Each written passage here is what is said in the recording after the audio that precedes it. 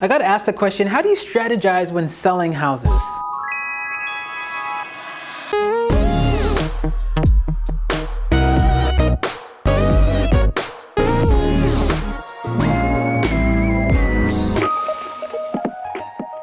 What's going on, y'all? It's Zap Martin with the Martin Group. This is part 2 of selling strategy. If you haven't seen the first video where I talk about timing on days of market and when to list and how to list your house, go check that out. But this is gonna be part 2 where I'm gonna talk about the listing price strategy.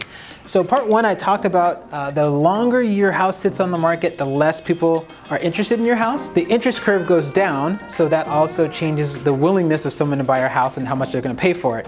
So let me talk about the pricing strategy. Here's what's interesting. A lot of people, let's say your house is worth $100,000, right? That's the market value of your house. Some people will say, you know what, let's list it a little bit higher just in case someone's, willing to pay more, right? So let's list it for $120,000. This strategy, I've tested this, so this is great. This strategy actually ends up hurting you because what happens is most people don't come out of the gate wanting to pay 20 grand more than what your house is worth. And so your house sits on the market and the actual value goes down. But here's a cool strategy that I've used in the past and it's amazing. If you list your house for $95,000, what happens is everyone that would buy it at 100 is interested. Also, everyone that would buy it for 95 is interested. And what also happens is if you list your house for 120, there's a lot of people searching in $100,000 increments. So whether this $100,000 is $100,000 in Boise, Idaho, and in San Diego it's $1 million, or Denver, or Nashville, or Hawaii, it's $500,000. Whatever the price is for your house, if you go up too high over that $100,000 mark, you're missing all the searches that people are searching up to that $100,000 mark. So this could be 100, 200, 300, 400, 500. So if your house is worth around 100, you should still list it for less than 100, so you're getting everybody that's searching up to that $100,000 mark.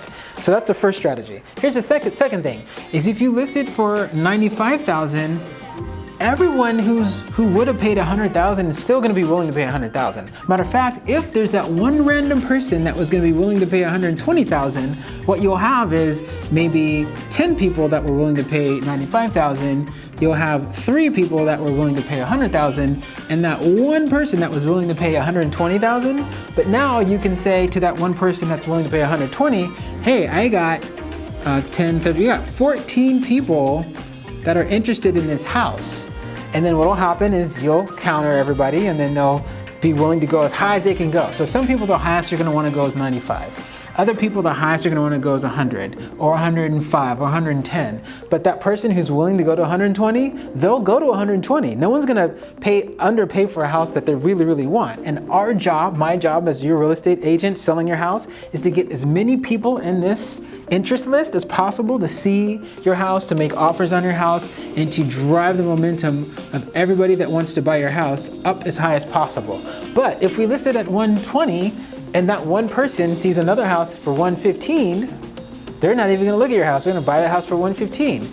But if we list your house for 95 and it's worth 100, even if we miss this one person here, we still might get one of these 3 people to pay 107, 112, right? To pay a little bit more money for your house because of the competition, right? And so, amazing strategy. I've tried this before. It seems weird. It seems weird to say like, wait a second, my house is worth 100,000.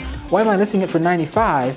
Because again, we want all of these people interested, competing against each other and driving that value up. Because the more people that are giving attention to your house, the more valuable, it's weird, the more valuable magically your house becomes, so that they're willing to pay more, even more than maybe they would have normally paid for your house. So this is just a couple of strategies that I've used in the past that work like magic. You can ask people that have helped sell houses, and you can ask me. I've sold my own houses using this strategy.